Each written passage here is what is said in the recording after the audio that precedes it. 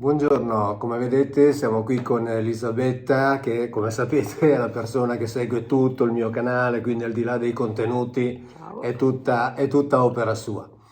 Siamo a Pasqua, intanto quindi vi auguriamo una buona festa, comunque la vogliate vivere e mi rendo conto che la cosa più immediata sarebbe stata quella di ovviamente parlare di Gesù. Però insomma dell'età reale nella quale lui è stato messo in croce, cioè i 41-42 anni invece dei 33, del fatto che non è morto in croce, quindi della non resurrezione, del modo in cui il suo corpo è stato trattato con unguenti che venivano utilizzati per curare quelli che avevano molte ferite in guerra e non per i cadaveri, di come lui è uscito dal sepolcro accompagnato da due persone che lo sorreggevano perché non riusciva a camminare. Ho parlato ampiamente, abbiamo parlato con Esposito in questo libro e quindi abbiamo pensato con Elisabetta di fare una cosa diversa. Sapete che c'è in ballo questo progetto in Brasile legato al libro La Bibbia nuda. Questo progetto sta andando oltre, addirittura gioiosamente oltre quelli che erano i programmi, e quindi ci fa piacere tenervi aggiornati con quanto sta succedendo, e quindi adesso Elisabetta vi racconta. Sì, noi siamo davvero felici perché grazie a voi intanto stiamo procedendo nella ricostruzione, nell'ampliamento della scuola del villaggio Genipapo Canindé nel Ceará in Brasile, con l'aiuto di Paola Panzeri, che è la nostra base sul posto. E per il secondo anno aiutiamo un gruppo di rappresentanti nel viaggio verso una delle manifestazioni più importanti del Brasile. Nel precedente video, insieme a Paola Panzeri, che ci ha raggiunti dal Brasile, e a Emanuela Piazza, che ci segue, ci aiuta dall'Hotel Pesce d'Oro sul Lago Maggiore, vi avevamo raccontato il nostro progetto. Però anche so che Paola, con le donne del posto, dovrà partecipare ad una manifestazione, insomma, che in qualche modo finanzieremo, vero? Per i diritti. È stata una cosa molto carina perché questa qui sarà una manifestazione proprio degli indigeni, né? E quindi sono stata invitata, grazie anche alla contribuzione che diamo, dato il nostro apporto, ma sono credo l'unica Europea. non indigena. L'unica bionda. La Giuliana dice che sono un'india bionda, Esatto, un'indigena bionda. appunto. Quindi non riuscivo a dire l'unica aspettiamo straniera. delle belle immagini Ecco, che quindi potremo condividere con voi Normalmente e si con gli parla amici. normalmente si parla di inclusione dicendo, no, che noi popoli occidentali dobbiamo praticare l'inclusione nei confronti di quelli che arrivano da noi. In questo caso abbiamo un esempio di inclusione inversa, cioè abbiamo quindi un'europea bionda che viene inclusa all'interno della ottimo. cultura, della storia e dell'antropologia indios, cosa che ci piace ottimo. tantissimo. E questo è stato Quindi procediamo tutti insieme. Sì, io volevo ringraziare moltissimo Mauro, che tra parentesi è la prima volta che lo conosco personalmente, per il Sì. suo appoggio, perché è stato veramente fondamentale. Sono infatti i nativi che si riuniscono alla manifestazione di Tierra Livre, che si è tenuta in questi giorni, per una decina di giorni. C'è stato proprio un grande accampamento di nativi che manifestano per i loro diritti sul loro territorio. La rappresentanza che noi sosteniamo principalmente è Cacique Iré, che è la figlia di Cacique Pequeña, che è la capo storica di questo villaggio. Che è tua amica? Carissima amica naturalmente, che speriamo presto conoscerà anche Mauro.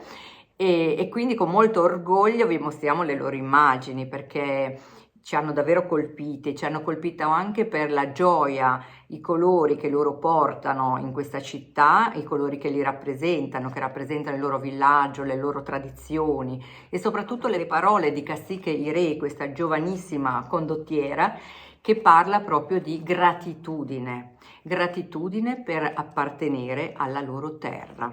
Quindi le immagini parlano da sole, quindi le ascoltiamo magari insieme. Olá, eu sou a Cacique Irê, sou do povo Genipapo Canindé, lá do Ceará. Ecco le immagini dei nativi nel grande accampamento di Brasilia. Uma das maiores mobilizações nacional dos povos indígenas do Brasil. O mês de abril é o mês que nós, povos indígenas, demarcamos território. É uma forma que nós colocamos para esse governo, que nós, povos indígenas, estamos aqui existindo.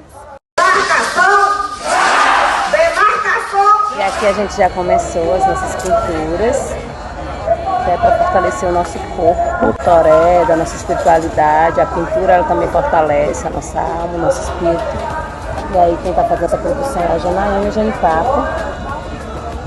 E daqui a pouco eu ponho para vocês aqui como é que ficou os nossos traços para essa luta desta semana.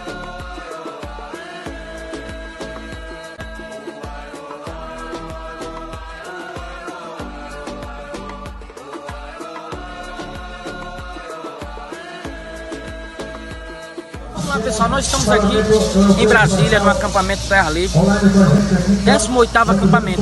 E nesse ano nós estamos lançando as pré-candidaturas dos nossos deputados estaduais, tanto os estaduais como os federais. E nós estamos aqui com a nossa pré-candidata a deputada estadual, Jaci Guilherme. Essa luta è mia, Que é sua, que é de todos nós. Ecco che la manifestazione di cui vi abbiamo parlato nel video precedente insieme a Paola, Emanuela, Mauro si è effettivamente realizzata e quindi noi siamo molto orgogliosi di questo contatto e di questa grande amicizia.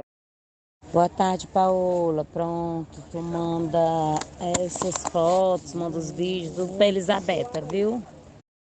Ecco, come avete potuto ascoltare, anche Cacique Ire è orgogliosa nel raccontarci le sue iniziative e soprattutto nel condividerle tutte insieme a voi, insieme a tutto il nostro gruppo che la sta aiutando. A nossa aldeia, as nossas lideranças de base, as nossas lideranças tradicionais, ao nosso pai Tupã, por ter nos dado fôlego de vida para chegarmos até aqui, nesse 18º acampamento. E estamos aqui em prol de uma luta que é coletiva, a luta pelo bem da vida. Estamos aqui lutando pela vida daqueles que estão e daqueles que irão chegar. E, portanto, agradecemos com muita gratidão que a gente vê aqui essa delegação de indígenas do povo Genipapo Canindé, que estamos em 13, a gente vem agradecer imensamente a cada apoio, a cada colaborador que tem chegado junto à nossa comunidade, que tem chegado junto à nossa luta e à nossa causa. Diga ao povo che avanza. Ecco, la cosa bella tra l'altro è sentir parlare di persone che, fra virgolette, combattono per il bene della vita. L'ha sentito anche chi non capisce la lingua, insomma il portoghese, ma si capisce molto bene. E fa venire in mente invece il fatto che noi molto spesso assistiamo a delle guerre che sono fatte per appropriarsi dei beni della terra, per arricchirsi sui beni della terra, invece loro combattono per rispettarli. Questa io la trovo una cosa stupenda ed è per questo che secondo noi vale la pena appunto di dedicarsi a queste battaglie, perché sono quelle che fanno bene al pianeta al di là di ogni ideologia e come sapete noi lavoriamo direttamente con loro. Ma infatti, anche perché questi amici chiedono veramente poco. Io sono stata più volte nel loro villaggio e quindi loro si accontentano. Per fortuna abitano anche in un vero e proprio paradiso, climaticamente parlando, è vero, però hanno un grande rispetto per le loro sorgenti di acqua potabile, per il loro mare ricco di pesci, di pescato col quale si nutrono, per i piccolissimi allevamenti che sono proprio solo gruppi di volatili che loro comunque curano con molto rispetto. Quindi un pochino forse li abbiamo inquinati noi, perché naturalmente i giovani sono interessati da quello che è l'alimento industriale, quindi bisogna stare un po' attenti. Io personalmente come medico ogni tanto li redarguisco un pochino. A parte questo, quindi questo ahimè è la nostra contaminazione, loro sono decisamente orgogliosi di appartenere a questa terra, alla loro terra e alle loro tradizioni che vogliono recuperare, che sono andate un pochino perdute nel tempo, forse anche questo per influenza della nostra religione occidentale che in qualche modo si è imposta lì, ma in realtà il rispetto è fondamentale, quindi loro chiedono il rispetto delle tradizioni sciamaniche, dei loro rituali di ringraziamento che si svolgono quasi ogni sera al tramonto.